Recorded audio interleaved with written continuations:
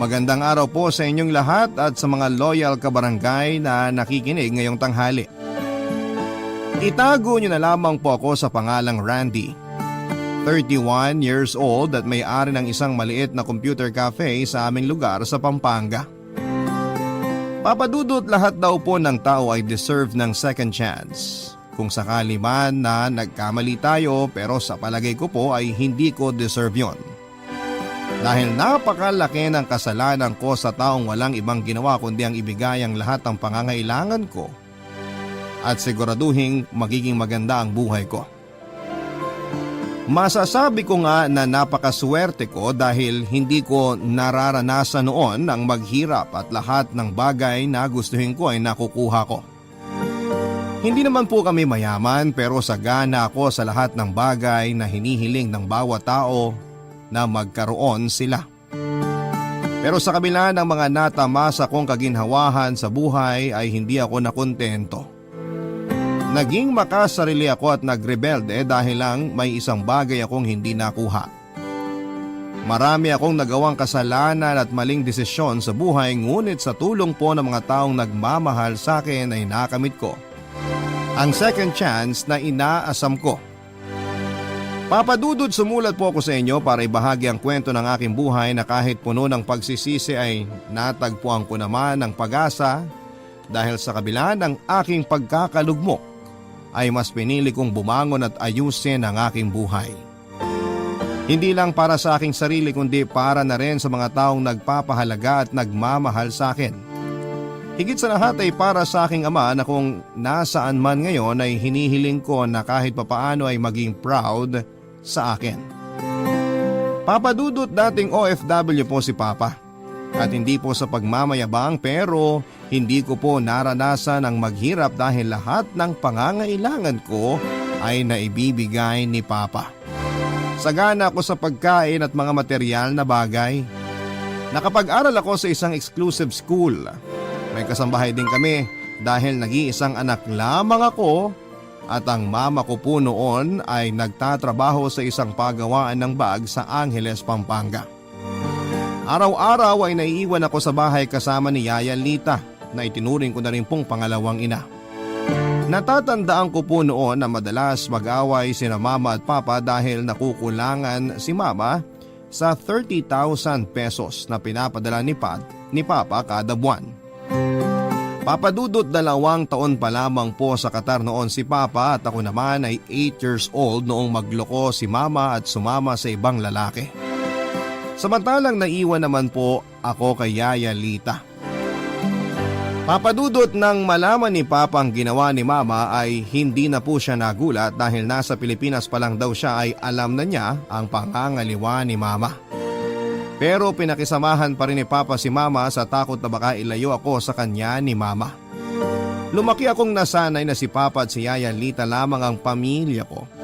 Pero hindi ko naramdaman na may kulang sa akin dahil busog ako sa pagmamahal at alaga nila. Pero dahil lumaki nga ako na hindi kasama si Papa ay nasanay ako na sa tuwing malungkot ako ay pinapadalhan niya ako ng mga material na bagay na talaga namang gustong gusto ko. Laruan man yan o mga damit. Dumating na nga sa puntong naging materialistic na ako, Papadudot. Hanggang sa nagbinata ako ay dala ko na ang pag-uugali kong yon. Tandang-tanda ko rin po yung araw na ibinalita sa akin ni Yaya Lita ang planong pag-uwi ni Papa na hindi ko gaanong nagustuhan.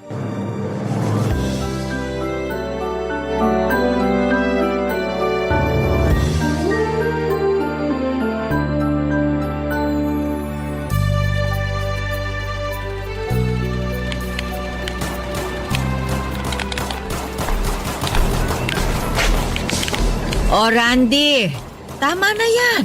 Mananghalian ka muna. Ituloy mo na lang yan mamaya. Wait lang po, Yaya. Tapusin ko lang to saglit. Ay sus na bata ka, oo. Ilang beses ko nang sinabi sa'yo na masamang pinaghihintay ang pagkain. Ay, ito na nga po, kakain na. Baka mamaya po, maner mo na naman kayo. Minsan kasi daig nyo pa yung nagmimisa. Pilyo ka talagang bata ka. Sorry na, Yaya. O siya, sige. Kumain ka na dun sa kusina. Nakapaghain na ako. Sabayin nyo na po akong kumain. Talagang sasabayan kita at baka hindi mo na naman ubusin ang pagkain mo. Ay, oo nga pala. Tumawag sa akin ng papa mo kanina. Hindi ka raw niya makontak. Kako, paano? Busy ka sa paglalaro ng computer. Ano pong sabi ni Papa? Nabili na raw po ba niya ako ng bagong sapatos? Yung limited edition? Sabi niya pa-advance birthday gift niya po sa akin yun eh. Imbis na kung ano-anong material na bagay lang ang hinihingi mo sa papa mo, ba't hindi mo siya tawagan at kumustahin? Oo inyo naman, Yaya. Kausap ko lang naman siya nung isang araw ah. Okay naman daw siya. Hay nako, kinausap mo nga. Pero kinamusta mo ba? Anong bungad mo lagi sa tatay mo kapag tumatawag? Bili mo ko ng ganto, bili mo ko ng ganyan. Puro ganun lagi ang naririnig ko sa'yo. Hindi ko man lang narinig na kinumusta mo yung tatay mo eh. Ano nga po ba kasi yung sinabi sa inyo ni Papa? Kung makapagsalita naman po kayo parang may malalang sakit si Papa eh. Paano kung meron nga? Sige, anong gagawin mo?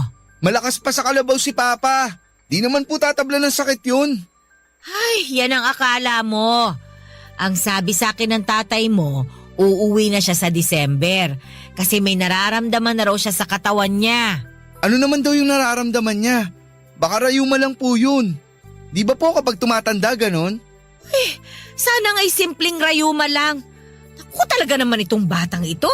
Hindi ka man lang ba nag-aalala sa tatay mo? Siyempre nag-aalala ako, Yaya. Kapag nagkasakit si Papa, di na siya makakapagtrabaho. Kapag di na siya nagtrabaho, di na niya ako mabibili ng mga gamit na gusto ko. Di na tayo makakakain. At saka sinong magpapasweldo sa inyo kung di na magtatrabaho si Papa? Ano ka ba naman, Randy? May sakit na nga ang tatay mo, yan pa rin ba ang iniisip mo? Sa lagay mas importante sa'yo ang luho mo kaysa sa kalusugan ng tatay mo. Sana naman wag puro sarili ang iniisip, Randy. Yaya, hindi lang sarili ko ang iniisip ko. Pati kayo. Tulad ng sabi ko, hindi kayo sa sweldo pag di na nagtrabaho si Papa. Kaya kapakanan nating dalawa ang iniisip ko. Ay nako, bahala ka na nga sa buhay mo. Papa Dudut, hindi na ako nakipagtalo pa kay Yaya Lita. May parte kasi sa akin na tinamaan sa mga sinabi niya. Pero mas pinili ko na baliwalain yon at hindi na rin naman ako mananalo sa pakikipagdebate kay Yaya. Kapag ganong seryoso na siya, siguradong hindi ako mananalo. Ayoko rin naman po na isipin na binabastos ko siya o kaya ay hindi ko siya nirerespeto, kaya naman huminto na rin po ako, Papa Dudut. Para ko na rin pong nanay si Yaya Lita, kaya nga kahit katulong lang namin siya ay iginagalang ko pa rin siya. Pero hindi ko naman maiwasang minsan na mainis kapag sinesermonan niya ako o kaya ay pinagsasabihan. Pakiramdam ko kasi palaging may mali sa mga ginagawa ko o sinasabi ko. Isang beses kasi na nagkasagutan kami noon ni Yaya Lita ay nagalit siya at ilang araw niya akong hindi pinansin. Pinabayaan niya ako at dahil nga sa hindi ako sanay sa mga gawaing bahay ay nagsorry na ako noon kay Yaya. Naisip ko na lamang na hindi ko kayang mag-isa kung wala si Yaya Lita para asikasuhin ako. Papa Dudut, buwan ng September ay dumating nga ang 22nd birthday ko.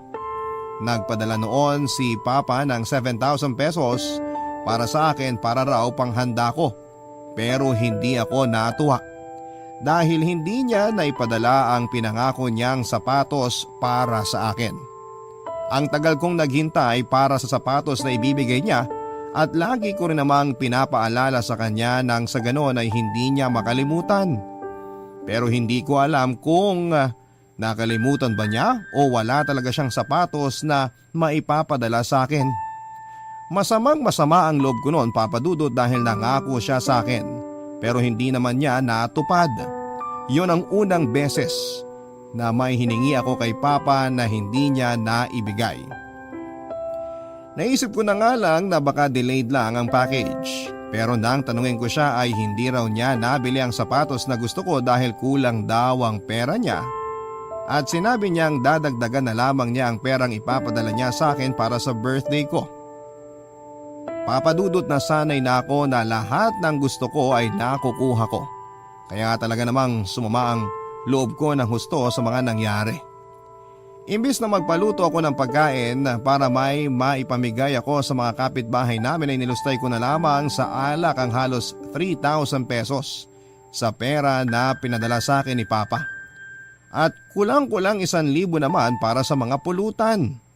Wala naman sigurong problema kay Yaya kung papaano ko yung gagastusin dahil pera ko naman yon. Halos puro barkada ko lang din naman ang in-invite ko sa bahay pero may iba naman sa mga kapitbahay namin na kahit na hindi ko ka-close ay nakisali na rin sa inuman. Hindi naman kasi mawawala yon tuwing may okasyon. Nang mapansin ko na paubos na ang alak na iniinom namin ay nagpa siya akong bumili pa ulit.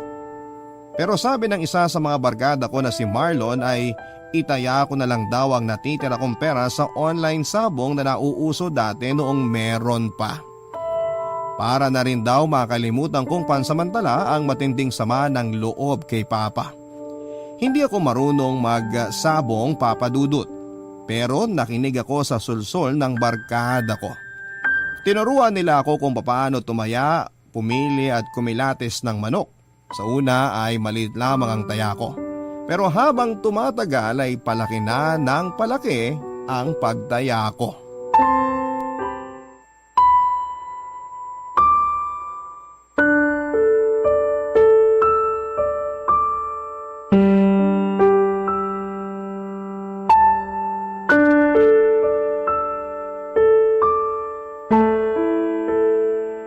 Yan, sige! Panalo na naman tayo nito, Randy! Malakas pumalo tong manok natin! Oo nga tol, mukhang araw natin ngayon. Pang-apat na panalo na natin to eh. Halos nabawi ko na yung mga pinusta natin kanina. Oo, di ba? Sabi ko naman sa'yo mag-enjoy ka rito. Ako nga yan lang libangan ko sa amin eh. Tol, nangihina na yung kalaban. Sure win na naman tayo. Isang malakas na palo na lang, bagsak na yan. Hala tol, ba't parang nangihina yung manok natin? Anong nangyayari? Ha? Liwanagan mo nga ng konti itong cellphone mo. Yan, nakatodo ng brightness yan. Putik na yan. Bakit? Anong problema? Tinamaan pala sa kilikili yung manok natin, pre. Patayin na to, wala na to. Ha? Paano yung pinusta ko? 2,000 yun, tol. Wala na to, tol. Sinintensyahan na eh. Talo na yung sa atin. Bawi na lang tayo sa susunod na laban. Taya naman tayo sa ibang kulay. Malas tayo ngayon dito sa pula eh. Magtalisayan naman tayo o kaya puti. Taya na tayo hanggang mabawi natin 2,000 mo. Baka matalo na naman tayo. Di yan, ako bahala. Tataya nga tayo sa ibang kulay naman para buwanasin na. Kanina pa tayo pumupusta sa pula eh. Talisayan naman o kaya puti. Dali, bet na tayo. Sige na nga. Kaso paano yan? Puti tsaka talisayan niyang magkalaban. Saan tayo pupusta? Teka. Di amado tong talisayin kaso parang payat. Dito tayo sa dehado, sa puti. Malaki, malakas pumalo to. Sigurado ka na ba dyan? Oo men, chill ka lang kasi. Masyado kang kabado eh. Sige, magkano ba ipupusta natin? Teka, tinan ko. May 1.5 ka pang balanse dito. Todo na natin o ititira mo pa yung 500? Ikaw ba? Todo na ba natin? Kung ako, totodo ko na to. Sigurado naman akong panalo na ulit to eh. Bawi itong 1.5 mo. O sige na nga, bet mo na yan. Okay. Oh, sandali ah. Oh yan, nakataya na tayo. Watch and learn bro, panalo to. Siguraduhin mo lang tol, huling pera ko na yan. Pag natalo pa tayo rito, wala na akong pantaya. Huwag kang mag-alala, goods to. Oh yan, nagsimula na. Yun oh, lupit pumalo. Nakita mo yun, tol? Nakita mo? Grabe, solid, men. Oo tol, kitang-kita ko. Oh, di ba? Sabi ko naman sa'yo, panalo to eh. Grabe, isang palo lang, bagsak agad yung talisayin. Oo nga, ang galing. Ano ba naman yan, Randy? Anong oras na ang iingay nyo pa? Tsaka ano ito? Akin na nga yan? La, Uy. Yaya, akin na yung cellphone ko. Abay, lintik kang bata ka. Kailan ka pa natutong magsabong, ha? Yaya, katuwaan lang naman to. Birthday ko ngayon oh. Wala naman sigurong masama kung sumubok ako ng ibang bagay. Walang masama. Ang tatay mo nagpapakahirap magtrabaho sa abroad. Tapos ikaw wala kang pakundangan kung magwaldas ng pera. Ano bang akala mo? Pinupulot lang ng tatay mo sa tabi-tabi ang perang pinapadala niya sa'yo?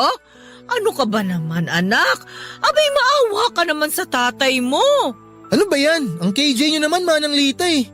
Kaya nga nag-abroad si Tito Larry para maibigay niya lahat ng gusto ni Randy. Tapos ngayon pagbabawalan niyo siya, nagastusin yung perang pinadadala sa kanya ng papa niya? Huwag ganun manang lita, malabo yun. Hoy Marlon! Hindi ka wang kausap ko ha? Umuwi ka na nga.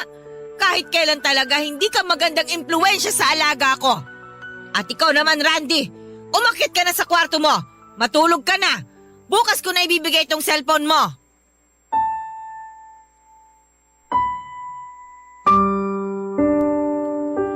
Papadudot, wala na akong nagawa noong pinaakyat na ako ni Yaya Lita sa kwarto ko. Katulong lang naman namin siya pero pamilya na ang turing ko sa kanya at isa pa, siya ang matanda. Kaya naman sinunod ko na lamang siya at ayaw ko na rin namang makipagtalo dahil aabutin lamang kami ng 1 oras sa pagdedebate. Ugali pa naman ni Yaya na hindi siya nagpapatalo, Papadudot. Lalo na kung sa tingin niya ay tama siya. Marami-rami na rin akong naiinom at ramdam kong umiikot na rin ang paningin ko kaya naman gusto ko nang magpahinga. Umuwi na rin naman si Marlon kaya wala nang sense na magstay pa ako sa sala. Suray-suray akong umakyat noon sa hagdanan papunta sa kwarto ko habang si Yaya Lita naman ay naiwan sa ibaba para magligpit ng mga kalat namin. Hula ko rin ay pinauwi na ni Yaya ang ibang mga bisitang naiwan para mag-inom dahil tahimik na ang bahay. Hindi ko na naririnig ang maingay nilang pagkwekwentuhan. Kinabukasan nga Papadudod ay ibinalik ni Yaya Lita sa akin ang cellphone ko at naisipan kong pumasyal na naman kina Marlon. Baka kasi masermonan na naman ako ni Yaya Lita kapag nagpunta na naman ang mga barkada ko sa bahay. Papadudot ni Yaya na naman ako noon ni Marlon na mag-online sabong kami at ako naman ay nagpadala na naman sa sulsul niya. Nang magpadala ulit ng pera sa akin si Papa ay ilang araw ko ring naging routine ang pagsasabong kasama si Marlon. Halos marami pa nga ang oras na nasa kanila ako kesa sa sarili kong pamamahay. May time na lagi kaming panalo at may time naman na laging talo. Dumating na nga sa punto na naubos ko na ang mga perang na ipadadala ni Papa. Kaya naman isang beses ay nagsuggest si Marlon na pwede akong magsanla ng kahit na ano sa mga gamit ko para may pantaya muli kaming dalawa. Barangay Love Stories. Barangay Love Stories. Papadudot na isanla ko sa halagang 5,000 pesos ang gaming set ko at nang malaman yun ni Yaya Lita ay nagalit siya ng husto sa akin. Sinabi pa sa akin ni Yaya Lita na hindi lang niya ako maisumbong kay Papa dahil nagwo-worry siya na baka mapaano ito sa Qatar. Hindi ko maintindihan noon kung bakit gano'n na lamang siyang mag-alala para kay Papa. Kapag nakakausap ko naman si Papa sa telepono ay lagi niyang sinasabing ayos lang daw siya. Kaya para sa akin ay sobrang exaggerated lamang ang kwento ni Yaya Lita kaya wala akong pinapaniwalaan sa mga sinasabi niya. Marahil din ay sinasabi lamang niya ang mga yon dahil wala na siyang maisip na paraan para lamang matigil na ako sa kalokohan ko. Papadudot lumipas ang halos 4 na buwan. Sobra akong na-addict sa pagtaya sa online sabong na dumating na sa puntong hindi ko na maawat ang sarili ko sa pagtaya. Hindi na rin sumasapat sa akin ang mga pinapadalang pera ni Papa dahil nauubos ko ang lahat ng yon. Kaya naman nangungutang na ako sa mga kakilala kong online sabongero. May ibang ayaw akong pautangin dahil hindi pa nila ako kilala at baka takbuhan ko lang daw sila. Pero may iilang sabongero naman na kahit hindi ako kilala ay agad akong pinautang dahil alam nilang nasa abroad ang papa ko. Nung una ay nakautang ako ng 5,000 hanggang sa nagsunod-sunod na ang paglaki ng mga nauutang kong pera. Kapag hindi naman ako pinalad na makautang ng pera ay magsasanla ako ng kahit na ano sa mga gamit ko o gamit sa bahay na pwedeng maisanla. Appliances, gadgets at kung ano-ano pa. At hindi ko namamalaya na unti-unti ay nauubusan na pala kami ng gamit sa bahay. Sarado na rin ang tenga ko para makinig kay Yaya Lita sa tuwing pinapagalitan o pinagsasabihan niya ako.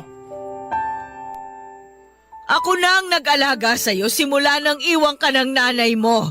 Itinuring na kitang parang tunay na anak. Tapos, ganyan lang ang sasabihin mo sa akin? Ang kulit nyo kasi! Tutubusin ko nga yung mga gamit kapag nagpadala na ng pera si Papa. Kaso napupurnada kasi isang buwan na siyang di nagpapadala. Gumawa ka ng problema tapos ano? Nangutang ka ng pera at nagsanla ng mga gamit. Tapos ngayon, ang mga pinaghirapan ng papa mo ang gagawin mong pambayad? Kung may sarili ka lang trabaho, hindi kita pakikialaman. Pera mo yun eh. Hindi ko na problema kung saan mo gustong ubusin ang pera mo. Pero ang ipangsugal mo ang perang pinapadala sa'yo ng papa mo at isanla ang lahat ng gamit na pinaghirapan niyang ipundar. Abay, yan ang hindi ko pwedeng baliwalain na lang. Ba't ba ako magtatrabaho? Nag-iisa lang naman akong anak niya at kaya naman mag-provide ni Papa para sa akin. Hayaan niyo siya magtrabaho. Hindi ko na alam ang sasabihin ko sa iyong bata ka. Nakakaawa ang tatay mo sa abroad. Pero ikaw, wala kang ginawa kundi magsabong. Puro sariling kaligayahan mo lang ang iniisip mo. Kawawa lang ang tatay mo sa'yo. Di ko siya pinilit mag-abroad. Siya ang may gusto nun. Kaya panindigan niya yun. Wala nang saysay na makipag-usap pa ako sa'yo. Paulit-ulit lang tayo, pero hindi ka pa rin natututo. Tandaan mo ito, Randy. Nasa huli ang pagsisisi. Papadudo taong 2020 buwan ng Desyembre ay umuwi nga si Papa. Kasagsagan din noon ng COVID-19 outbreak pero pinayagan pa rin siyang makauwi matapos ang halos 2 linggo na quarantine niya sa may airport. Nabigla na lamang ako sa pagdating ni Papa dahil hindi siya nagpasabi na tapos na ang quarantine period niya. Hindi ko alam noon, papadudot kung nananadya ba ang tadhana. Dahil para akong binuhusan ng malamig na tubig nang makita ko si Papa na nakatayo sa may pintuan ng bahay namin. Nanlalamig ang bukong katawan at pinagpapawisan ng matindi at nadatnan pa niya ang mga barangay tanod sa harap ng bahay namin at ang taong pinagsanlaan ko ng titulo ng bahay at lupa namin sa halagang 50,000 pesos. Huling pag-asa ko na lamang ang titulo na yon dahil wala na akong maisasanla pang gamit para makataya sa online sabong. Papadudot, nagwawala noon ang lalaki na pagsanlaan ko ng titulo at pilit na kinukuha ang original copy nito. Napagkasunduan kasi namin na kapag hindi ako nakapagbayad sa kanya sa loob ng 2 buwan ay kukunin niya ang original copy ng titulo. Pero dala pala ni Papa ang mga original na dokumento ng bahay at lupa namin kaya wala akong maibigay na kopya sa kanya. Nakisabat na nga si Papa sa gulong nangyayari. Tinanong niya ang mga tanod kung bakit nandun sila at ikinuwento nga nila kay Papa kung ano ang pakay nila sa akin. Papadudot, kitang-kita ko kung papaanong nag-iba ang itsura ni Papa mula sa pagiging mahinahon ay napalitan niyo ng matinding galit. Sa sobrang galit ay sinugod ako ni Papa at sinuntok. Pakiramdam ko rin ay nagising ang diwa ko sa suntok na yon. Wala sa hinagap ko na magagawa yun ni Papa sa akin dahil alam ko kung gaano niya ako kamahal. Napakiusapan naman ni Papa ang mga tanod at ang napagsanlaang ng titulo na sa ibang araw na sila mag-usap at pumayag naman ang mga ito. Tinuloy ni Papa ang galit niya sa akin noong makapasok na kami sa loob ng bahay.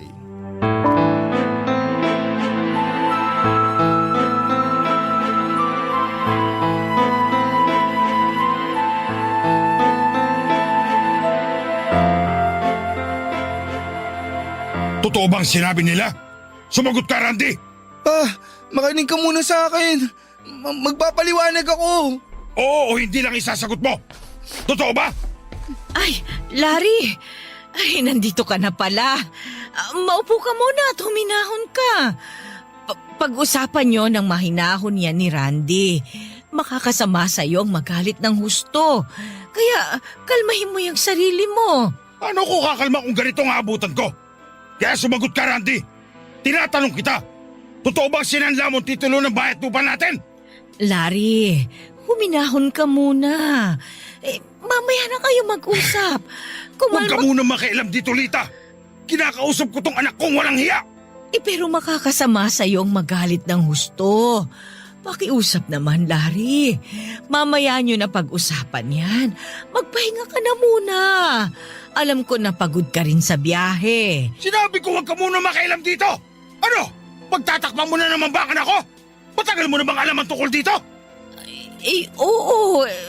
Pero hindi ko na sinabi sa'yo dahil nga alam kong nag-aalala kasi ako sa'yo eh. Kung sakaling nalaman mo kagad, baka kung mapano ka naman habang nasa Qatar ka. Hindi ko gustong pagtakpan ang ginawa ng anak mo. Pero kapakanan mo lang ang iniisip ko. Hindi, Lita. Ang tagal niyo akong pinagmukhang tanga. Halos maganda ko ba ako sa pagtatrabaho sa Qatar dahil gusto ko maibigay lahat ng pangangailangan ng anak ko. Pero nilulustay niya lang pala lahat ng pinagpaguran ko sa mga walang kakwenta-kwentang bagay. At alam mo lahat ang nangyayari pero hindi mo sinabi sa akin. Naku. Patawarin mo ako, Larry. Ayoko lang naman na may mangyaring masama sa'yo habang malayo ka sa amin eh. Ipinagkatiwala ko sa iyo ang anak ko. Ba't di mo siya napigilan? Ang laki ng tiwala ko sa iyo na mababantayan mo siya maigi. Pero pinabayaan mo siya mapariwara. Pa, tama na! Oo na! Oo, sinanla ko ang titulo ng bayat lupa natin. Pero photocopy lang yung binigay kong kopya sa kanya. Nasa inyo pa rin naman ang original kaya atin pa rin tong bahay. Di nyo kailangan magalit kay Yaya. Dahil ako ang mapilit at di ako nakinig sa kanya. Walang iya ka! Nangangatwiran ka pa! Alam mo bang, dugot pawis ang ipinuhunan ko para sa bahay na to! Tapos... Larry! Pa! Larry! Larry, ano ba nangyayari sa'yo? Larry, tulungan ninyo kami! Ano nangyayari kay Papa? Tulungan ninyo kami! Randy, tumawag ka ng tutulong sa atin! Maghanap ka ng sasakyan, dalian mo! Kailangan nating dalhin sa ospital ang papa mo! Yaya, may sakit ba si Papa? Larry! Larry! May sakit ba siya sa puso? Ano? Masaya ka na ba? Papa mo ang magiging kapalit ng lahat ng kalokohang pinaggagawa mo! Sinabihan na kita eh! Pero hindi ka nakinig! Yaya, di ko alam na may sakit si Papa. Di ko alam. Alam mo na may dinaramdam ang papa mo. Pero mas importante sa'yo ang sarili mo. Ang mga luho mo. Makasarili ka, Randy! Makasarili ka!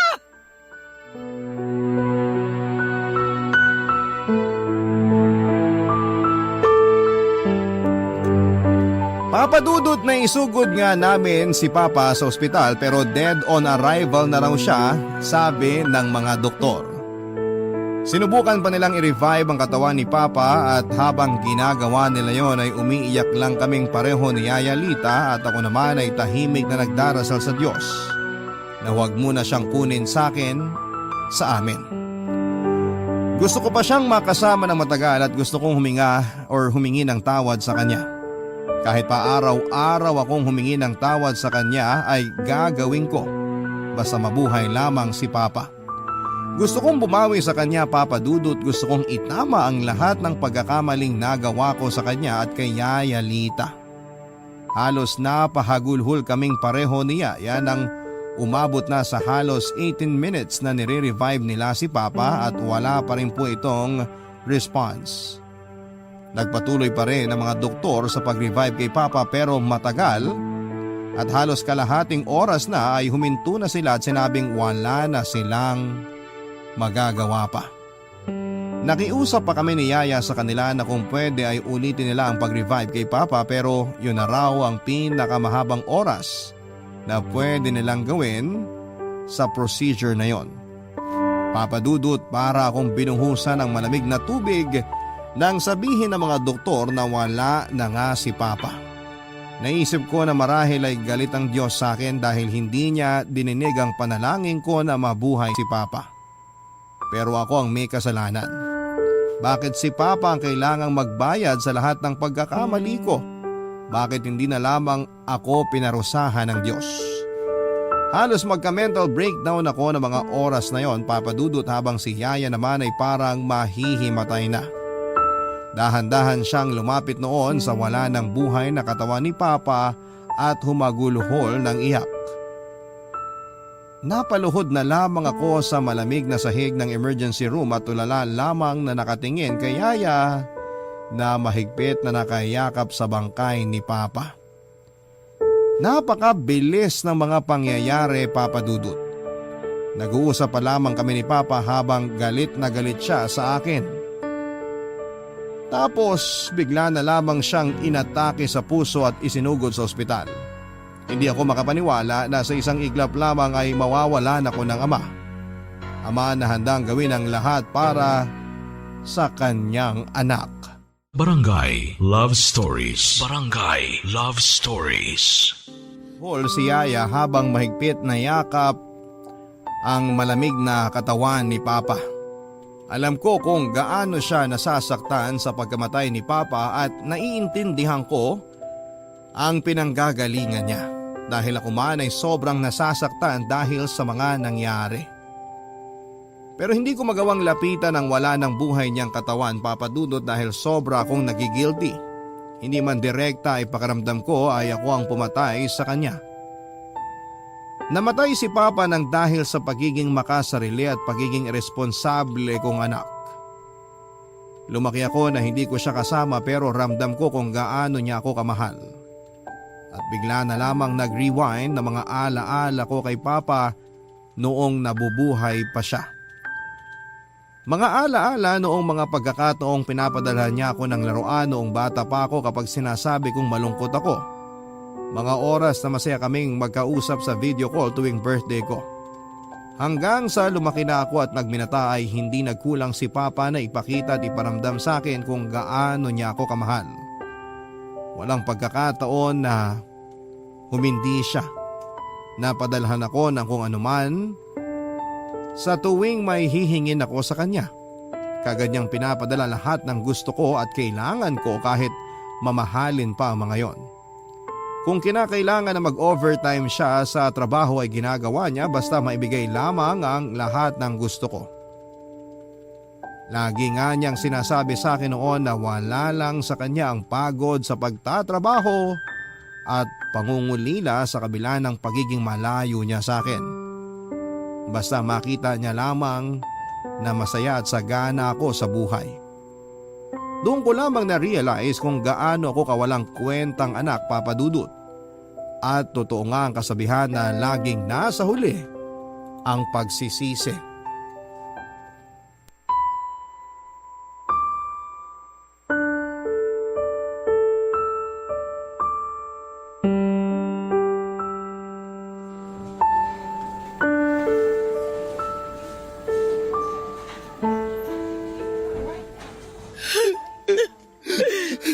Nakita mo na ang ginawa mo.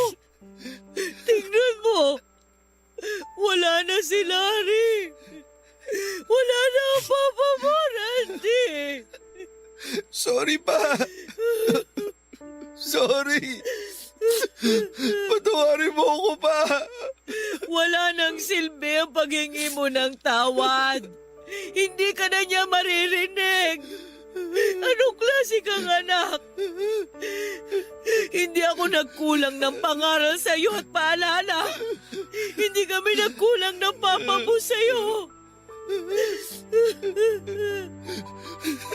O ngayon, iiyak-iyak ka dyan.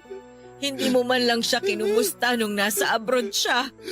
Hindi mo man lang itinanong sa kanya kung ano yung kalagayan niya doon.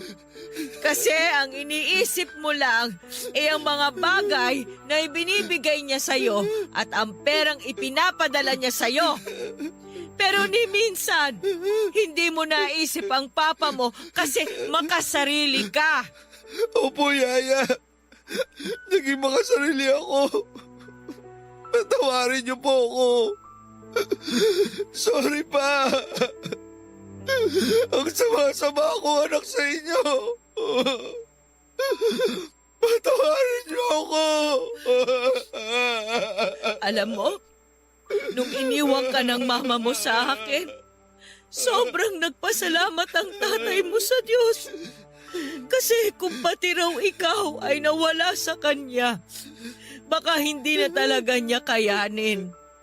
Lagi ring sinasabi sa akin ng papa mo na hindi niya hahayaang makaramdam ka ng pagkukulang sa pagkatao mo.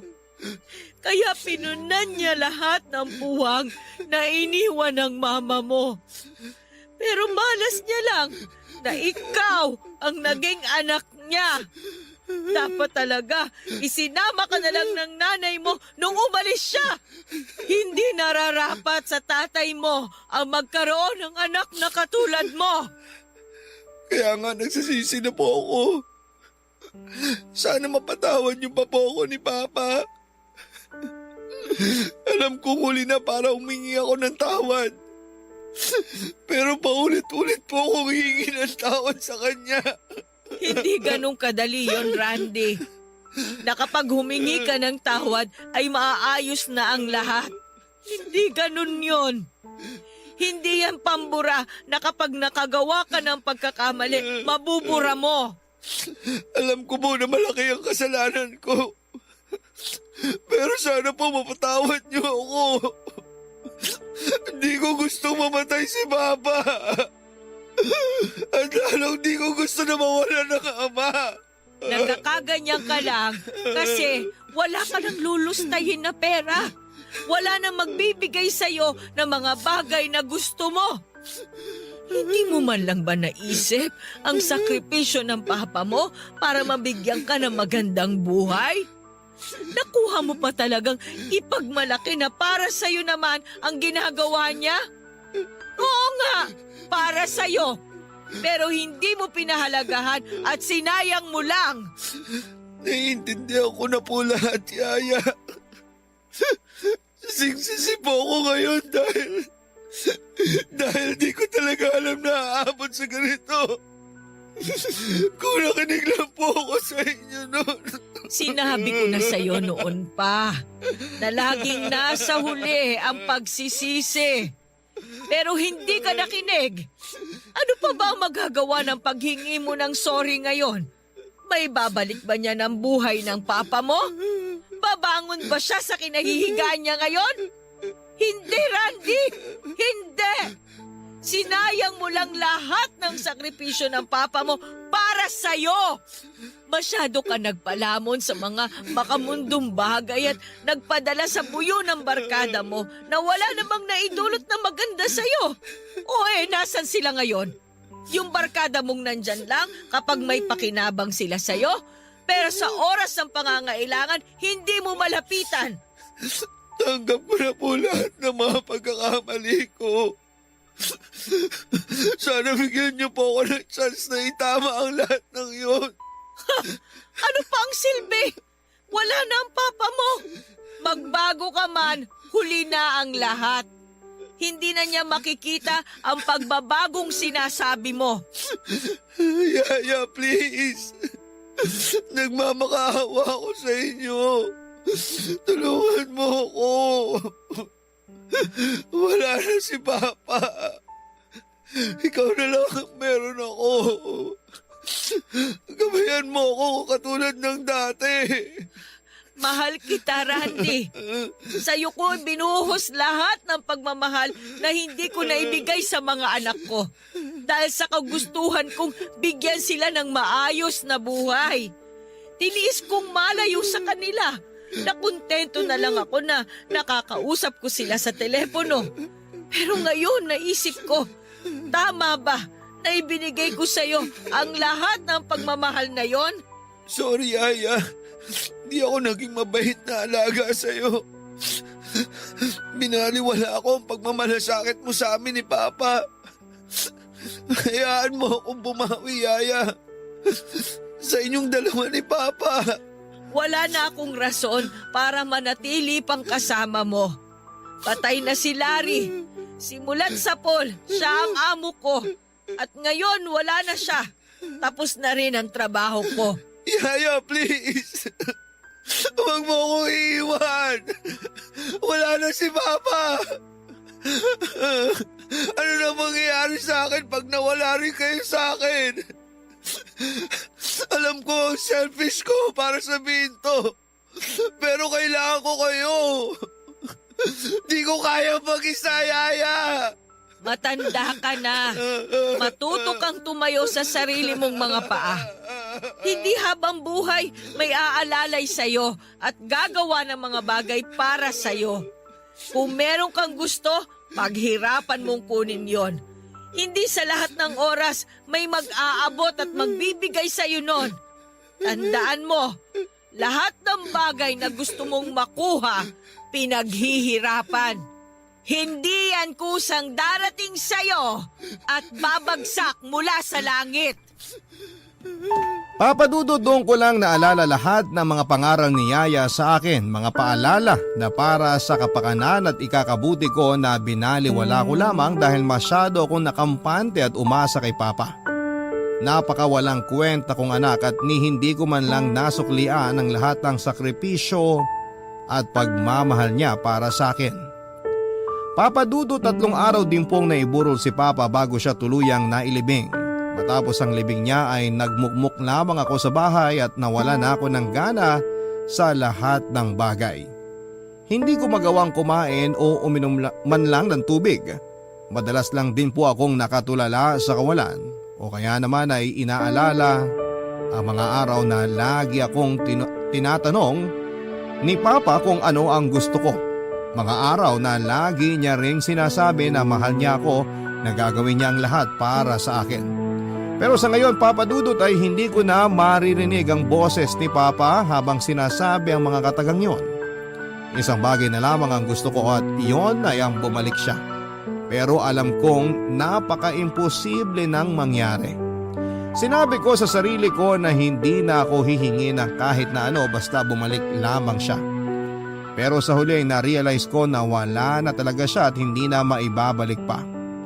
Kung sana ay nakinig lamang ako kay Yaya Lita, hindi sana kami umabot ng ganito. Kung sana ay nakontento lamang ako sa kung ano ang kayang ibigay ni Papa, hindi sana nangyari ito.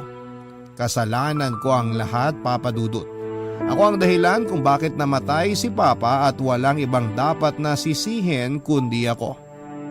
Mga ilang buwan din akong wala sa sarili at parang mababaliw na dahil paulit-ulit kong naaalala ang huling alaala kay Papa bago siya namatay.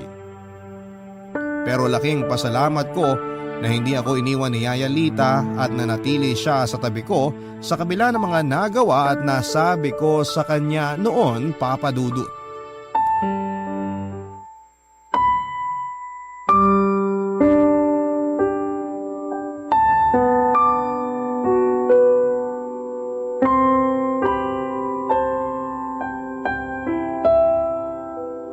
O Randy, napakiusapan ko na yung napagsanlaan mo ng titulo na kung pwede hulugan na lang muna natin yung perang nahiram mo sa kanya. May tubo na 10% kada buwan, pero ayos na rin. Kesa naman hindi tayo makabayad at tuluyan na nating ibigay sa kanya ang bahay at lupa. Salamat, Yaya. Salamat kasi di niyo ako iniwan. Sinabi ko na naman sa iyo, hindi ba? Parang anak na ang turing ko sa'yo. Ipababayaan ba naman kita? Ay, sorry sa lahat ng mga nasabi ko sa inyo noon, Yaya. Sorry kung naging masamang anak ako at hindi ako nakinig sa lahat ng mga pangaral niyo sa akin. Sorry po. Alam kong walang kapatawaran ang nagawa ko. Sorry. Hindi, anak. Napatawad na kita at alam kong napatawad ka na rin ng papa mo. Kasi alam ko na hindi kanya matitiis. Alam ko kung gaano kanya kamahal. Saksi ako simula nung bata ka pa lang. Mahal na mahal ka ng papa mo. Wala siyang ibang ginusto kung hindi ang mabigyan ka ng magandang buhay na hindi niya naranasan noon. Pero anak, ano man ang naging kasalanan mo, ano man ang nangyari, tapos na yun. Lahat ng yon ay parte na lang ng nakaraan na dapat mong gawing aral. para hindi na maulit pa yung mga pagkakamaling nagawa mo. Opo, naiintindihan ko po. Pero di ko pa rin po maiwasan na mag-guilty. Dahil alam ko po na ako ang punot dulo nito. Kundi sana ako na-addict sa online sabong. Buhay pa sana si Papa hanggang ngayon. Siguro, masaya sana kami nagbabanding para sulitin ang mga panahon na magkasama kami. At para na rin po na ng matagal na panahong magkalayo kami. Anak, nagkasala ka man, ang importante ay nagsisi ka na at hindi mo na uulitin pa ang mga pagkakamali mo. Magsilbing aral sana ito sa'yo dahil balang araw, magkakaroon ka rin ng sarili mong pamilya at mararanasan mo kung paano maging isang ama. Natatakot akong bumuo ng pamilya, Yaya. Paano kung di ko magampanan ang obligasyon ko sa kanila? Paano kung mangyari din sa mga magiging anak ko ang nangyari sa akin? Kaya nga dapat, ituruan mo silang maging mabuting anak. Gawin mo ang lahat ng makakaya mo para hindi mangyari sa kanila ang mga dinanas mo. Itama mo lahat ng pagkakamali mo dahil alam ko na kung nasaan man si Larry ay makikita niya pa rin ang gagawin mong pagbabago. Ito na lang ang tanging magagawa mo para makabawi sa kanya kahit pa wala na siya. Opo, Yaya. Ayusin ko po ang buhay ko para sa oras na magkaroon na ako ng sarili kong pamilya. Handa na ako. Gagawin ko ang lahat para sa kanila. Kagaya ng kung paano ginawa ni Papa ang lahat para sa akin. Tama. Ang nakaraan mo ang magsisilbi mong inspirasyon para baguhin ang sarili mo. Siguro naman hindi mo nagugustuhin bumalik sa ganong klaseng buhay, ano? Pero may isa pa akong paalala sa'yo. Ano po yun? Hindi lang material na bagay ang batayan para maipakita mo ang pagmamahal mo sa iyong pamilya o sa ibang tao. Mas mainam pa rin na ipakita at iparamdam mo yun sa gawa. Dahil ang mga bagay na kaya mong ibigay sa kanila, wala pa ring halaga kung hindi mo naman maipaparamdam sa kanila ang pagmamahal mo. May mga tao na nasa kanila na halos lahat ng bagay na pwede nilang hilingin sa isang tao. Pero iilan lang ang tunay na masaya.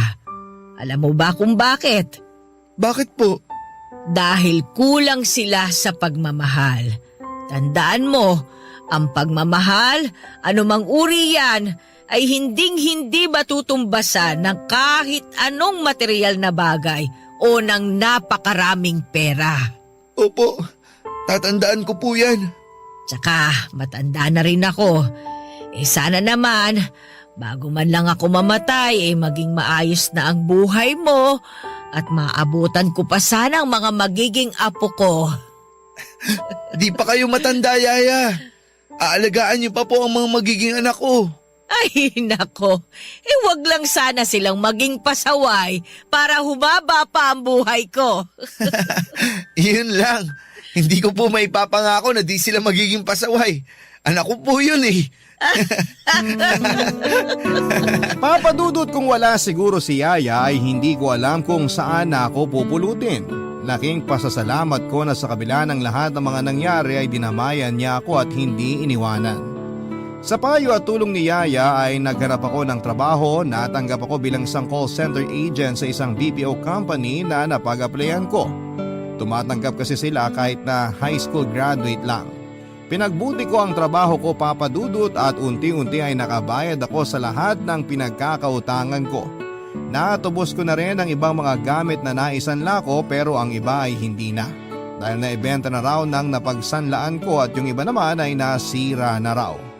Iniwasan ko na rin sina Marlon dahil ayoko nang magkaroon ng ugnayan sa kanila at magpadala pa ulit sa mga sulsul niya.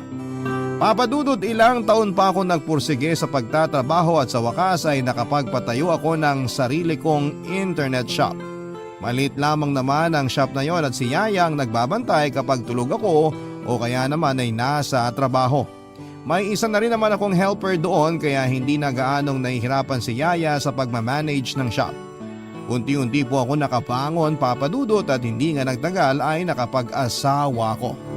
Sa ngayon ay masaya na ako kasama ang aking asawa na nakilala ko rin sa pinagtatrabahuhan ko. At may 2 na rin akong anak. Si Yaya Lito naman ay nag-retire na bilang kasambahay namin. Siya na ngayon ang tumatayong lola sa mga anak ko at masayang masaya ako dahil muli kong naranasan ang pakiramdam na magkaroon ng buong pamilya. Kung nasaan man si Papa, sana ay maging proud siya sa akin dahil nagawa kong tumayo sa sarili kong mga paa at bumuo ng isang pamilya na handa kong gawin ang lahat para sa kanila. Sawadi ka! Yan ang pinakaunang salitang Thai na natutunan ko na ang ibig sabihin ay pagbati. Bata pa lamang ako ay pangarap ko na talagang makapunta sa bansang Thailand. At nakamit ko yan nito lamang nakaraang taon. Magandang araw po sa lahat ng mga kabarangay na nakikinig ngayon. Ako nga pala si Hubert, 33 years old at isang non-voice call center agent. May dahilan po kung bakit sa dami ng bansang pwedeng puntahan ay Thailand pa ang pinili ko. Ito ay dahil doon po nagtatrabaho ang tatay ko. 5 years old lamang ako noong iwan kami ni Tatay Alberto. Lumipad siya papunta ng Thailand para maging OFW. Para sa kinabukasan ko daw yon, Papa Dudut. Kaya niya ako iniwanan, nakipagsapalaran siya sa malayong lugar para daw maibigay niya sa akin ang isang magandang buhay. Pero makalipas lamang ang 2 taon ay bigla na lamang naputol ang koneksyon namin sa tatay ko. Hindi na siya nagparamdam at kailanman ay hindi ko na siya ulit nakita pa. Papa Dudut, simula noon ay si Nanay Mary Ana po ang mag-isang nagpalaki sa akin. Nakahanap naman po siya ng panibagong asawa matapos ang ilang taon. Nagkaroon ako ng 2 kapatid sa ina at naging mabuti naman po sa akin ang stepfather ko na itago na lang natin sa pangalang Bernard. Wala akong masamang masasabi tungkol sa kanya dahil napakabait niyang tao. Siya na ang nagsilbing father figure ko sa pagtanda ko. Pero kahit na ganoon ay iba pa rin talaga kapag kapiling ko ang totoo kong ama. Yon ang isang bagay na hinahanap-hanap ko hanggang sa lumaki ako. Papa Dudut.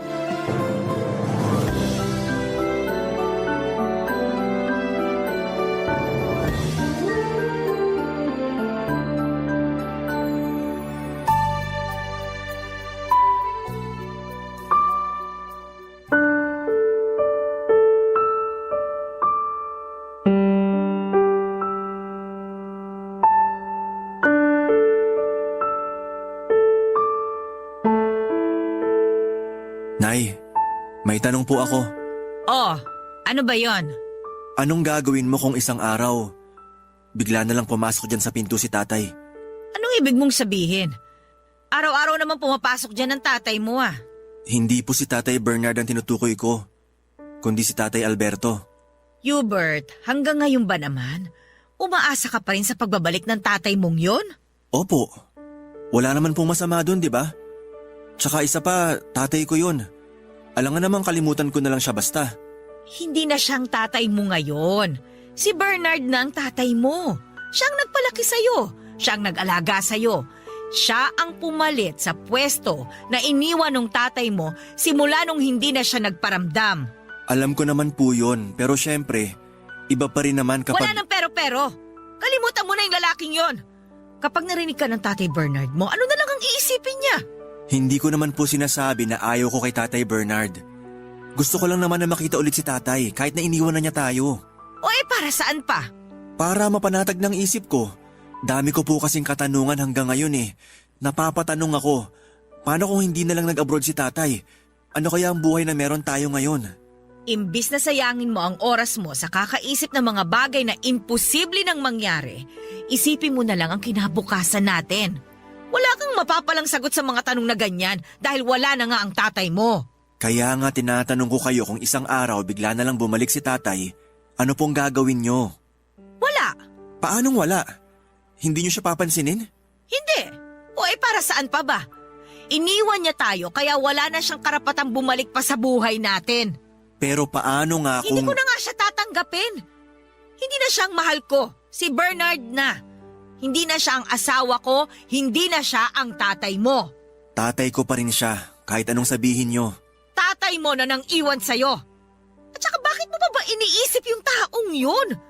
Baka nga may sarili ng pamilya ngayon yun eh. Nakakalungkot naman kung ganon. Ibig sabihin nun, hindi talaga niya tayo mahal. Kaya nga wag mo na siyang pag-aksayahan ng oras. Hindi niyo po kasi magets yung punto ko bilang anak eh. Gusto ko lang naman makita ulit yung totoong tatay ko. Hindi mo rin magets yung punto ko bilang magulang. Kami ni Bernard ang nagpalaki at nag-alaga sa'yo. Tapos sasabihin mo sa akin na gusto mong makita yung Alberto na yon? Hindi pa ba naman sapat anak yung mga ginawa namin para sa'yo? At kailangan mo pang hanapin yung totoong tatay mo? Hindi naman po sa ganon. Malaki po ang pasasalamat ko sa inyong dalawa ni Tatay Bernard, pero... Hindi gano'n naman pala eh. Magpasalamat ka na lang. Huwag ka nang gumawa pa ng gulo. Tahimik na nga ang buhay natin, guguluhin mo pa. Nagtatanong lang naman po ako sa mga posibleng mangyari sa hinaharap. Sinagot ko na yung tanong mo, kaya pwede ba? Tigilan na natin tong usapang ito. Oo na. Mag-aral ka, maghanap ka ng trabaho. Yun ang atupagin mo. Hindi yung hinahanap mo pa yung taong wala namang kakwenta-kwenta. Isang katanungan lang naman ang gusto kong masagot. Kaya ko gustong makitang muli ang tatay ko.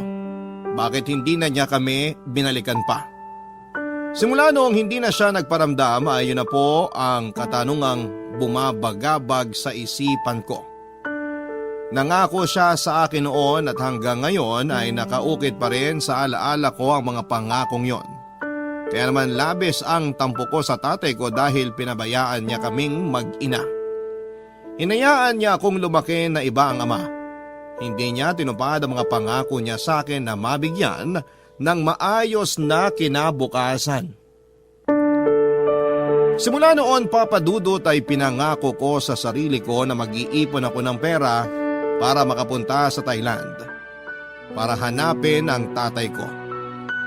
Sinikap kong mag-aral para makapagtapos at makahanap ng maayos na trabaho. Nang mapasok ako sa BPO industry ay sinimulan ko na ang paghahanap sa tatay ko, Papa Dudut. Ang problema ay wala akong kakilala ni isang kamag-anak mula sa father's side ko. Ayaw din namang magkwento ni nanay tungkol sa buhay ni tatay, kaya wala talaga akong alam sa kanya maliban na lamang sa mga natitirang ala-ala ko sa tatay Alberto ko. Habang nag-iipon ng pera ay unti akong nagkaroon ng interes sa Thailand. Ang kultura nila, pananalita at maging ang mga palabas. At kung ano pa ay inaral ko, Papa Dudut. Nagkaroon din po ako ng ilang kaibigan mula sa bansang yon sa pamamagitan ng social media. Isa na rito si Vivian na noong nakilala ko ay OFW siya sa Thailand, Papa Dudut.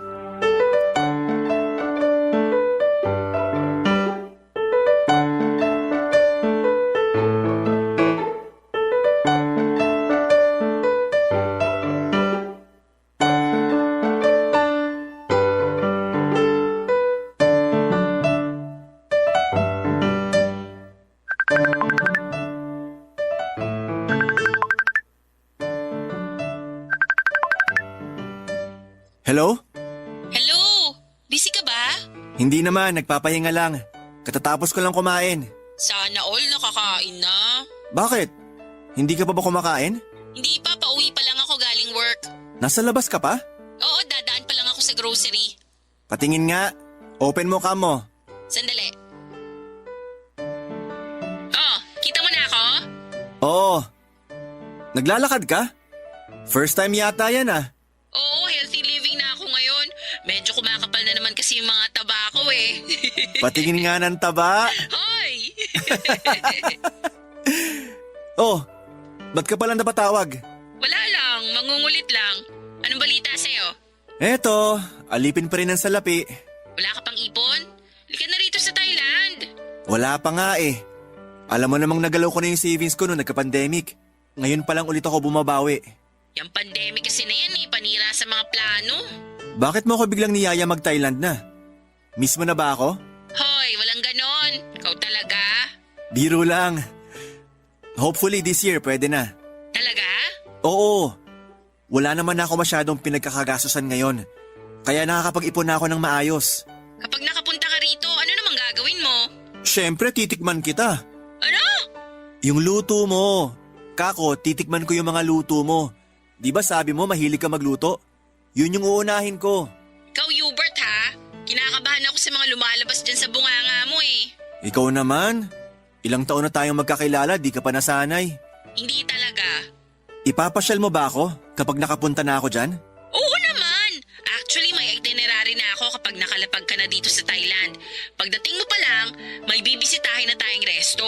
Ipapatikim ko sa'yo yung paborito kong Thai food dito. Nakaka-excite naman yan.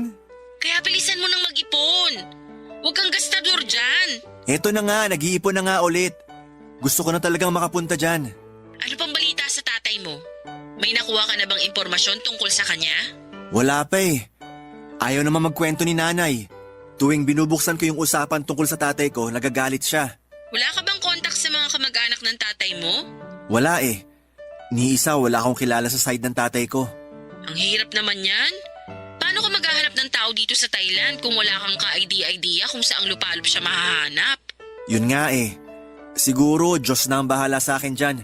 Kung gusto niya kaming pagtagpuin na mag-ama, magkikita talaga kami. E paano kung hindi kayo magkita? Okay lang. At least nakita kita, di ba? Huwag kang mag-alala. Hindi masasayang ang effort mo kapag nagpunta ka rito. Aasahan ko yan ha. Oo naman!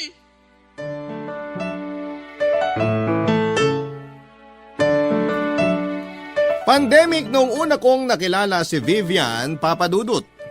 Inad lamang niya ako noon sa Facebook at doon na po nagsimula ang pagkakaibigan namin.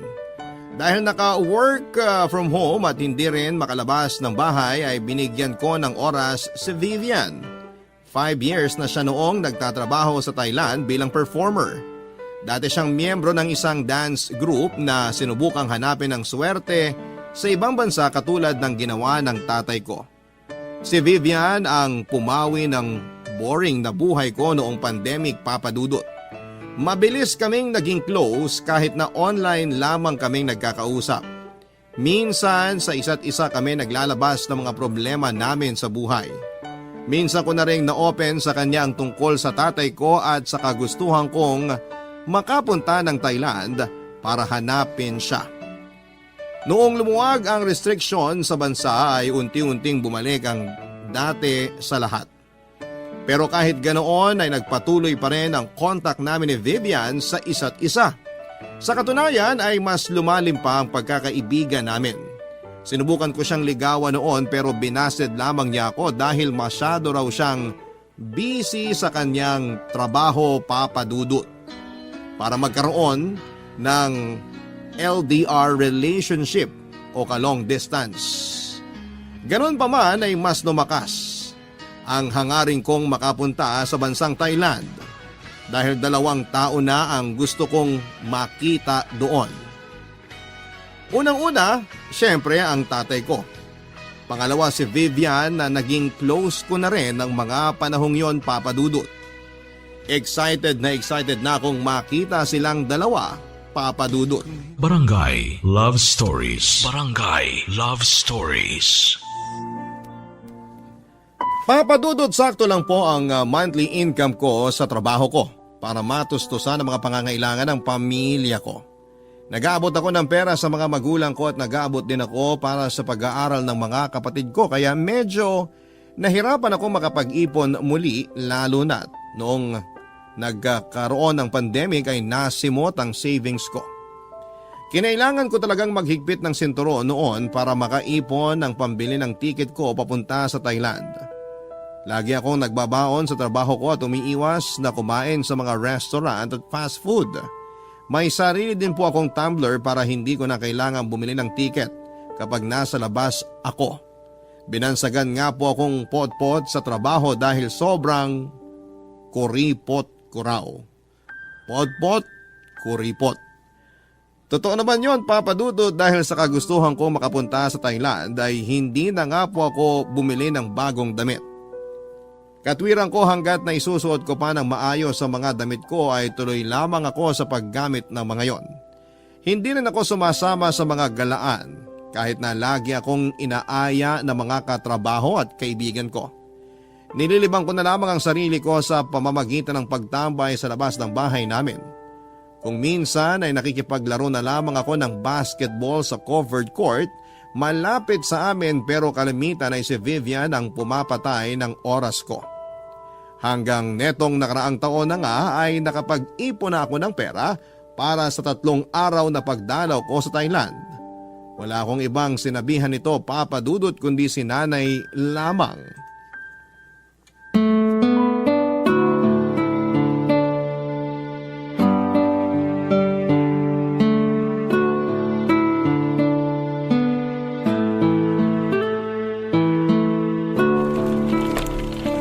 Nay, aalis na po ako. Oh, saan ka pupunta? Bakit may dala kang maleta? Di ba nabanggit ko na to sa inyo noon? Magbabakasyon po ako. Ah, ngayon na ba yon? Opo, nakabili na ako ng ticket. Mamaya na ang flight ko. Flight? Eh teka, saan ka ba pupunta? Sa Thailand po. Thailand? At ano naman ang gagawin mo ron? May bibisitahin akong kaibigan, si Vivian. Si Vivian ba talagang pakay mo doon o may iba pa? Bakit po?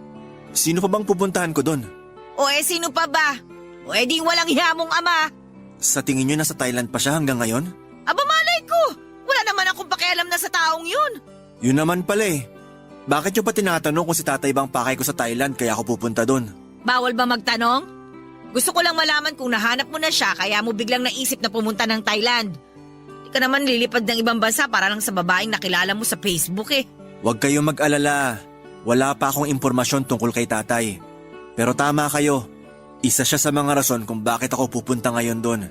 Magbabaka sakali ako na mahanap ko siya. Nagsasayang ka lang ng pera. Kung yan pinambili mo ng tiket pinambili mo na lang ng pagkain, di sana nabusog pa tayo. Pera ko naman yung gagamitin ko eh. Kaya desisyon ko pa rin kung saan ko gagamitin yon. Anong gagawin mo kapag nahanap mo na yung taong yon? Tatanungin ko siya kung bakit niya tayo iniwan.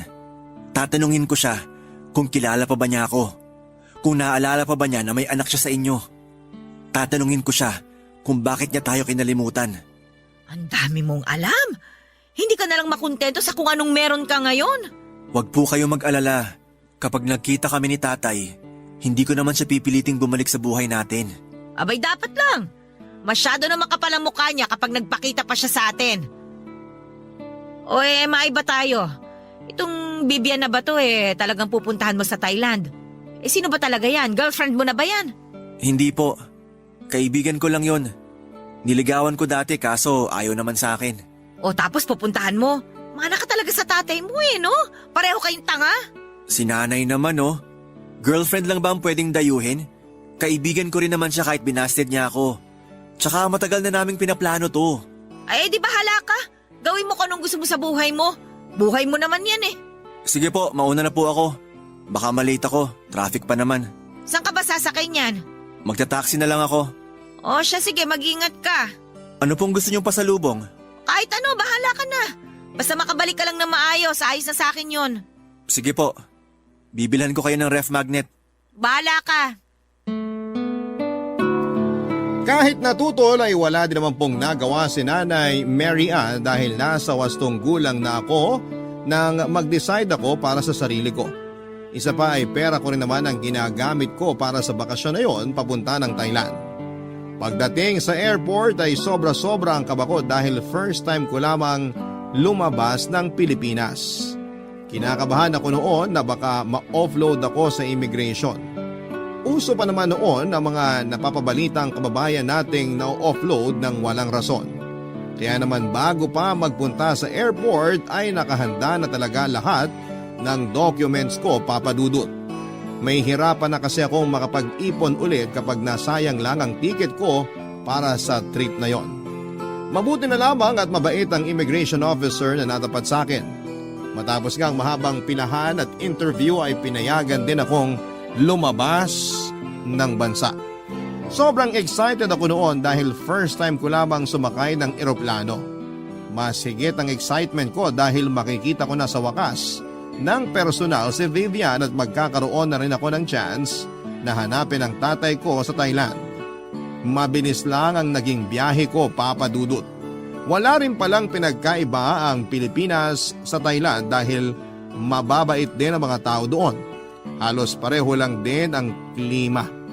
Sa airport pa lang ay sinundo na ako ni Vivian at matapos ang mahigit 3 taon ay nagkita rin kami sa wakas ng personal.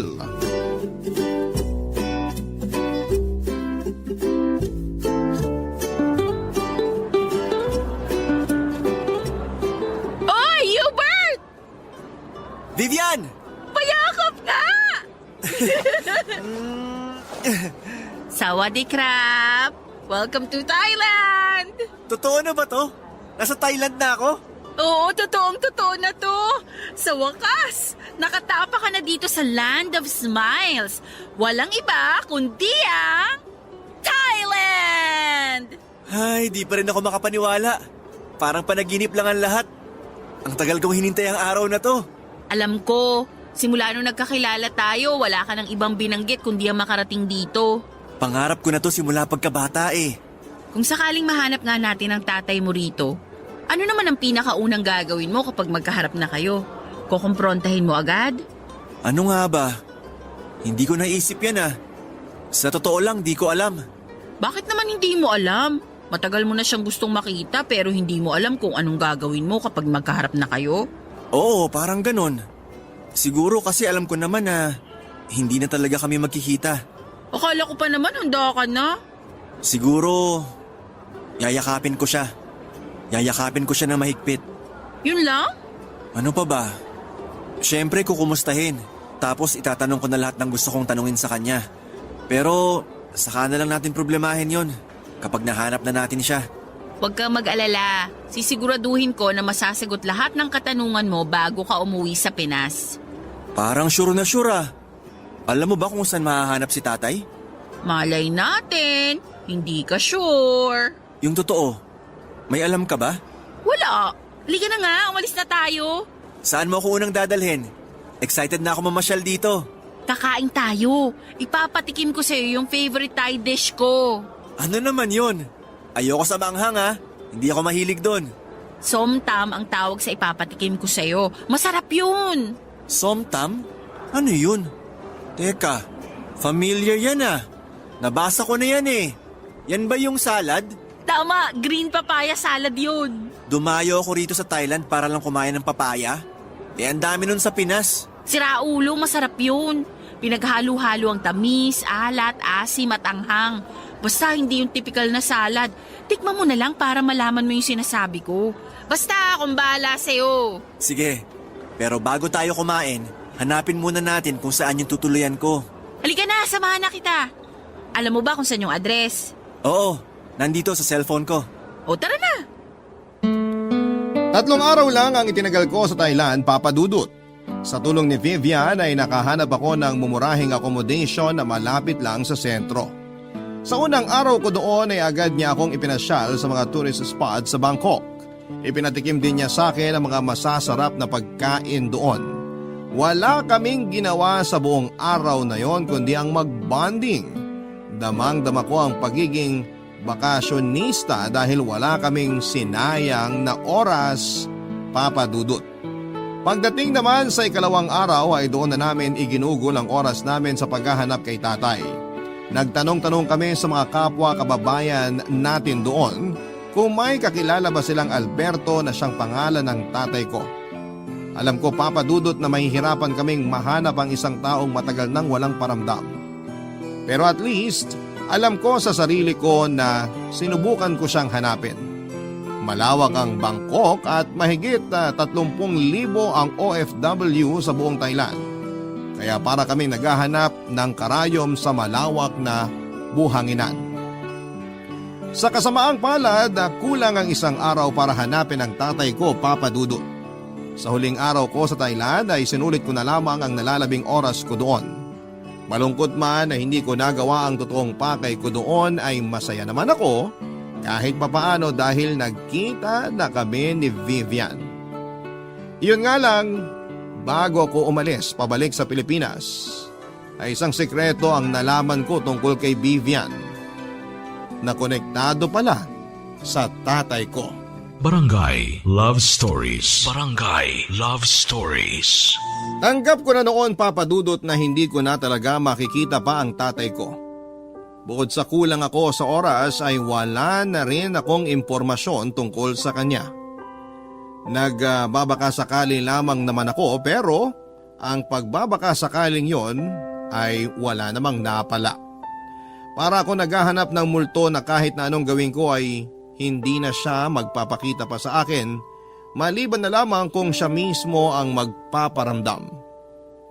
Ang ginawa ko na lamang ay in-enjoy ko ang nalalabing oras ko sa Thailand kasama si Vivian. Sinamahan niya ako magpunta sa mga templo ng Thailand at nagpalipas kami ng hapon sa isang parke. Doon ay nilinaw naming dalawa ni Vivian kung ano ba talaga ang relasyon naming dalawa at hanggang pagkakaibigan lang daw talaga ito, Papa Dudut. Malungkot ako dahil akala ko talaga ay may chance na maging kami, kaso nga lang hanggang pagkakaibigan lang talaga ang maibibigay sa akin ni Vivian. Pagsapit ng gabi ay nagsimula na ako mag-impake ng gamit ko sa hotel, Papa Dudut. Nang mga oras na yon ay napansin kong may kakaiba kay Vivian. Kasama ko siya noon sa hotel. Dapat ay maaga siyang aalis dahil may trabaho siya, pero hindi niya ako maiwan-iwan. Aligaga din siya at hindi mapakali na para bang may gusto siyang sabihin sa akin na hindi niya magawa. Hindi ko yon pinansin noong una pero noong makita kong para bang balisa na siya ay tinanong ko na siya kung ano ang problema. Doon na sinabi ni Vivian ang katotohanan, Papa Dudut. Inamin niya sa akin na kilala niya si tatay, Papa Dudut.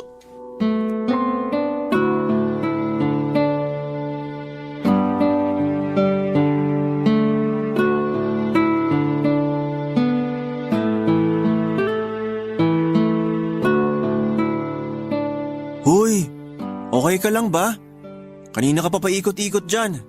Hindi ka mapakali? Okay lang, wag mo akong intindihin. Akala ko ba uuwi ka ng maaga ngayon? May trabaho ka, di ba? Aantayin lang kitang makasakay bago ako umalis. Mamaya pa ako aalis. Baka maliit ka niyan sa trabaho. Basta, mag-empake ka na lang dyan. Ang weird mo ah. Nalulungkot ka siguro kasi uuwi na ako. Ang totoo niyan, may gusto sana akong aminin sa'yo eh. Ano yun?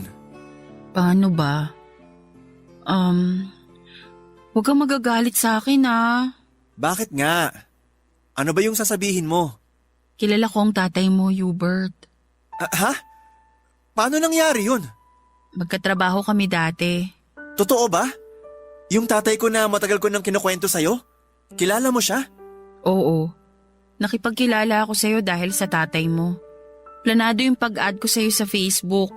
Kinaibigan kita kasi gusto kitang makilala. Gusto kong makilala yung anak na laging kinukwento sa akin ng tatay mo. Pero bakit ngayon mo lang ito sinasabi? Ngayong paalis na ako. Hindi ko kasi alam kung paano ko sasabihin sa'yo eh.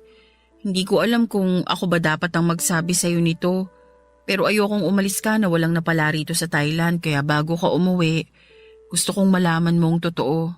So alam mo kung saan mahahanap ang tatay ko? Wala na siya rito sa Thailand. Nasaan siya? Nakauwi na ba siya ng Pinas?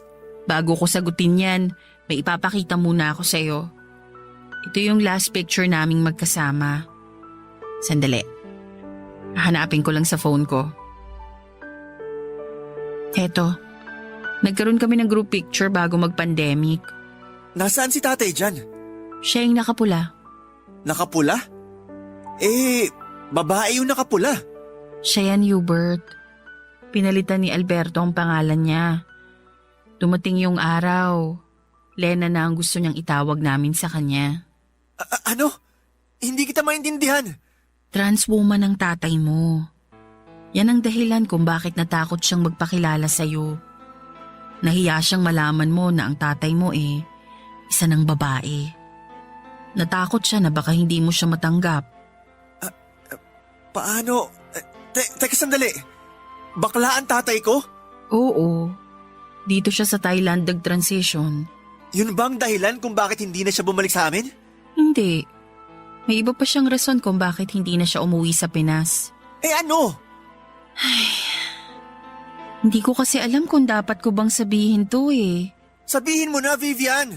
Nahuli niyang may lalaki ang nanay mo. Nalaman niya na may iba siyang lalaki kaya naghiwalay silang dalawa. Inayawan ng nanay mo ang tatay mo, kaya hindi na siya bumalik pa. Sandali lang. Totoo ba itong mga sinasabi mo?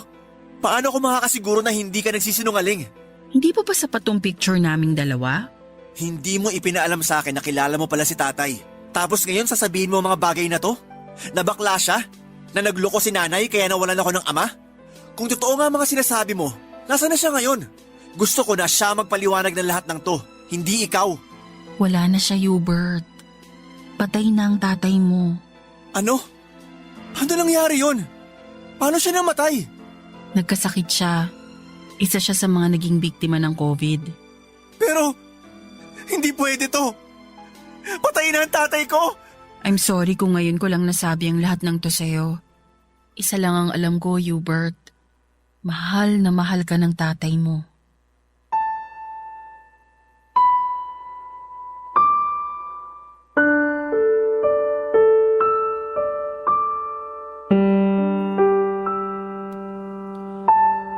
Hindi po ako makapaniwala sa mga nalaman ko, Papa Dudut. Nang gabing yon ay inilahad sa akin lahat ni Vivian ang tungkol sa mga nalalaman niya kay tatay. Hindi ako makapaniwala na planado pala ang lahat, pati na ang pakikipagkilala niya sa akin. Ang mga katanungang tumatakbo sa isipan ko simula pagkabata ay si Vivian mismo ang sumagot. Hindi ko alam na bading pala ang tatay ko, Papa Dudut, pero kahit na ganoon ay pinili niyang pakasalan si nanay dahil gusto niyang bumuo ng pamilya. Pero dahil sa hirap ng buhay ay nag-abroad si tatay para matustusan ang pangangailangan ko. Iyon nga lang, noong nasa Thailand na si tatay ay nalaman niyang may ibang lalaki pala si nanay. Ito'y walang iba kundi ang tumatayo ko ngayong ama-amahan na si Tatay Bernard. Handa naman daw si tatay na patawarin si nanay kaso nga lang ay mas pinili ni nanay si Tatay Bernard. Matapos siyang iwan ni nanay sa Thailand na tinupad ni Tatay Alberto ang pangarap niyang maging tunay na babae. Doon ay nagpa-enhance siya ng katawan at nag-transition sa pagiging trans woman. Mula sa pangalang Alberto ay nakilala siya sa Thailand bilang Lena at doon na niya nakilala si Vivian. Si tatay ang nagsilbi nilang koryo ng ilang taon. Sobrang sakit para sa akin, Papa Dudut, na malamang si nanay pala ang may kasalanan ng lahat. Buong pagkabata ko ay nanaig ang tampo ko kay tatay dahil hindi na niya kami binalikan. Yun pala ay si nanay din lang pala ang may kagagawan ng lahat. Durog na durog ang puso ko noon habang pauwi ako. Lalo na noong mapagtanto kong kailanman ay hindi ko na masisilayan ang tatay ko. Noong makaharap ko na si nanay ay kinausap ko kaagad siya tungkol sa mga katotohanang nalaman ko sa Thailand, Papa Dudut.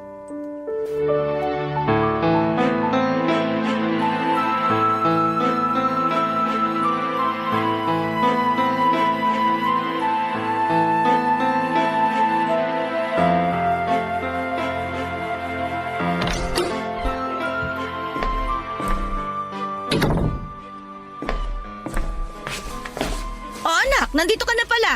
Kumusta naman ang Thailand? Nay, alam mo ba? Alam ko ba ang ano? Napatay na si tatay? Ano ba pinagsasabi mo patay na? Nasa labas ang tatay mo. Ang totoo kong tatay ang tinutukoy ko. Alam mo ba na patay na si Tatay Alberto? Ha? Patay na siya? Ay anak, hindi ko alam. Hindi ko naman nabalitaan yan. Na-COVID siya sa Thailand. Paano mo naman nalaman yung balitang yan? Hindi na yun mahalaga. Ang mahalaga, alam ko na ang lahat, pati na ang mga ginawa mo noon. Anong ibig mong sabihin? Alam ko na ang rason kung bakit hindi na bumalik pa sa atin si tatay. Niloko niyo siya, Nay. Ano bang pinagsasasabi mo? Hindi ba totoo na noong bata pa ako, nahuli kayo ni tatay na may ibang lalaki? Nung nabuko niya ang pinaggagawa niyo, kayo nakipaghiwalay sa kanya. Wala akong lalaki. Nakipaghiwalay ako sa kanya bago ako naghanap ng iba. Bakit niyo nagawa yun, Nay? Hindi nyo ba naisip na dahil sa ginawa nyo, nawalan ako ng ama? Anong nawalan? May pumalit naman kagad sa kanya. Kahit na. Hindi nyo man lang ako inisip? Bata pa ako noon. Marami akong maling desisyon sa buhay ko. At saka ang isa nga dun nung pinakasalan ko yung tatay mong bakla. Alam mo din pala na bakla siya? Oo! Hindi naman niya yung sinikreto sa akin Pero rason ba yun, Nay? Para lokohin si tatay? Bading siya pero minahal niya kayo. Kayo ang pinili niya para bumuo ng pamilya. Tapos ganun ang gagawin niyo sa kanya? Yan na nga ba sinasabi ko May pa-Thailand ka pang nalalaman? O ano ngayon ang napala mo? Nalaman kong totoo. Yun na napala ko. Nasagot ang mga tanong ko. Nawala ang galit ko sa tatay ko. Anong gagawin mo ngayon? Sa akin ka magagalit? Hindi ako magagalit sa inyo. Pero simula ngayon, magbabago ng tingin ko sa inyo ni Tatay Bernard. Hindi ko naman hawak ang puso nyo Hindi ko mapipili kung sinong lalaki ang mamahalin nyo. Pero sana, naisip nyo man lang ako. Wala ka na magagawa kasi tapos na ang lahat, Hubert. Sa halip na magbabad ka dyan sa nakaraan, ayusin mo na lang ang buhay mo. Hindi na natin may babalik pa mga nangyari noon. Pero maaayos pa natin yun ngayon.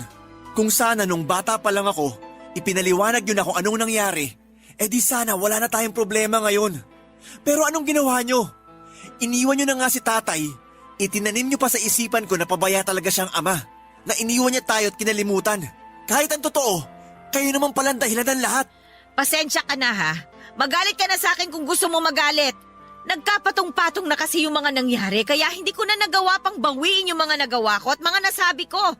Hindi ko naman alam na darating yung araw na ito Bumawi kayo kay tatay, Nay. Kahit yun na lang magagawa nyo para sa kanya. At sa akin na rin. Paano? Anong gagawin ko? Paano ako makakabawi? Gusto kong bisitahin ang puntod niya. Kahit hindi na kayo sumama, sabihin nyo lang sa akin kung saan siya mahahanap. Gusto kong makilala ang mga kamag-anak ko sa side ni tatay. O siya sige. Kung yan ang gusto mo di sasabihin ko na sa'yo ang lahat. Salamat, Nay. Noong nagkaroon ako ng oras sa trabaho ay agad ko pong pinuntahan ang mga kamag-anak ko sa side ni Tatay Alberto. Doon ay nakilala ko ang mga lolo at lola ko sa father's side pati na rin ang mga pinsan ko. Nagkaroon din ako ng chance na dalawin ang puntod niya. Doon ay humingi ako ng tawad sa kanya, Papa Dudut. Habang nasa biyahe ako noon pauwi ay may bigla akong naalala. May isang Lena na nag-add sa akin sa Facebook noon. Hindi ko siya inaccept dahil hindi ko naman siya kilala. Kung alam ko lang na siya pala ang tatay ko ay sanay nakapag-usap pa kami bago pa siya mamatay. Sinubukan ko ulit siyang hanapin sa Facebook at naka-add friend pa rin siya sa akin. Inaccept ko ang friend request niya at saka ko in-stalk ang profile niya. Walang tigil ang pag-agos ng mga luha ko mula sa mga mata ko nang makita ko ang mga pictures ng tatay ko, Papa Dudut. Nung i-check ko ang spam messages ko ay doon ko lang nabasa ang mga mensahe niya para sa akin. Matagal na pala siyang nagme-message sa akin pero dahil hindi kami friends ay sa spam nagpupunta ang mga messages niya. Hindi niya ako nakakaligtaang batiin sa Facebook, Papa Dudut. Sa loob ng ilang taon ay palagi niya akong binabate sa mga importanteng okasyon ng buhay ko. Lagi din siyang nangungumusta kahit na wala siyang natatanggap na reply. Bago siya mamatay, isang mahabang mensahe ang pinadala niya sa akin. Humingi siya ng tawad dahil iniwan niya ako. Nagsorry siya dahil hindi niya nagampanan ang tungkulin niya bilang isang ama at hindi niya nagawa ang mga pinangako niya sa akin noon. Sobrang iyak ko noon, Papa Dudut. Matagal kong hinanap ang tatay ko at nasa spam messages ko lang pala ang sagot sa mga katanungan ko. Sa ngayon ay nagpatuloy pa rin ang komunikasyon namin ni Vivian bilang magkaibigan. Tuwing may gusto akong malaman tungkol kay tatay ay kay Vivian ako nagtatanong. Kalaunan ay unti-unti ko rin namang napatawad si nanay pati na rin ang tatay-tatayan ko. Wala na din naman pong saysay kahit na magtanim ako ng galit sa kanila dahil hindi na nito may babalik pa si tatay. Basta ang mahalaga ay alam ko na po ngayon ang katotohanan.